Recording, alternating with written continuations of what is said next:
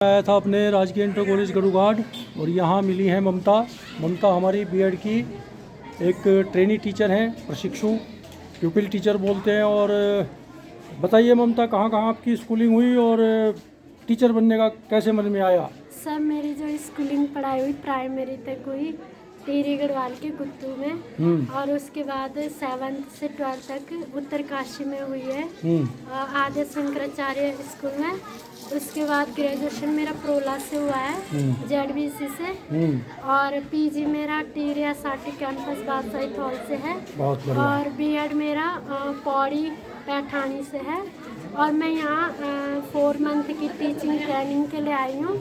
ये स्कूल मैंने इसलिए चूज़ किया है क्योंकि ये मेरे घर से एकदम पास में पड़ता है, इसलिए मैंने ये स्कूल चूज़ किया है। और अपने कॉलेज के साइड इसलिए मिला हमें टीचिंग का क्योंकि वहाँ पे कम ही स्कूल है, 3 है। वहाँ के लोकल लोगों को लिया गया है, बाकी होम टीचिंग के लिए। तो टीचिंग प्रोफेशन की तरफ कैसे आपका मन में कब आया था कि टीचर बनना है? सर मेरी वैसे चॉइस तो मेडिकल लाइन में थी स्टार्टिंग से।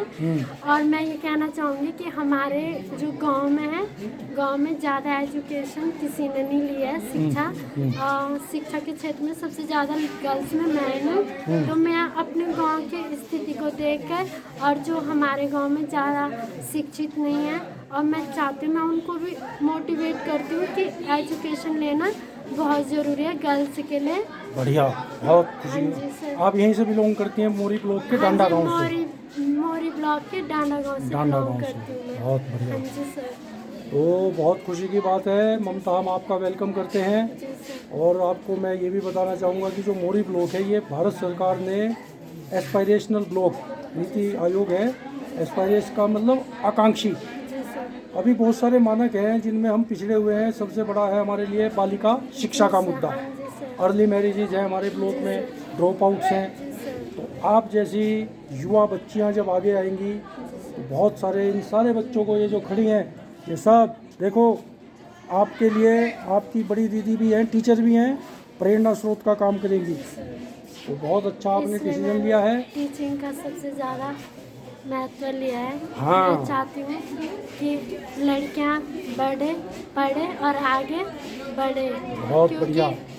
होता है कि जो मोरी का क्षेत्र है वो बैकवर्ड बहुत ज़्यादा है, यहाँ पे कुछ भी सुविधाएं ज़्यादा नहीं है मेरे मानने से। क्योंकि मैं अपने नज़रिए से बोलना चाहूँगी, अगर लड़कियाँ जितनी ज़्यादा शिक्षित होंगी उतने ज़्यादा उनका आगे विकास होगा। वो आने वाली पीढ़ियों को भी मोटिवेट करती रहेंगे, मार्गदर्शन देती रहेंगी कि हमें ये चीज़ करनी चाहिए, ये चीज़ नहीं करनी चाहिए। बहुत बढ़िया। जी सर।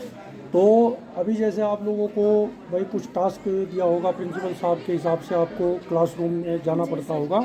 इसके साथ साथ आप को करिकुलर एक्टिविटीज़ भी देखिएगा। हमारे स्कूल्स में क्या क्या गतिविधियाँ होती हैं उनको भी देखना है, उनको भी सीखना है, क्योंकि भविष्य के टीचर हैं आप। आपको ये वाला काम भी आना चाहिए। कभी कभी जो एमडीएम वाले सर हैं उनका जाके एमडीएम भी सीख लिया करो, सर इसकी अकाउंटिंग कैसे करते हैं।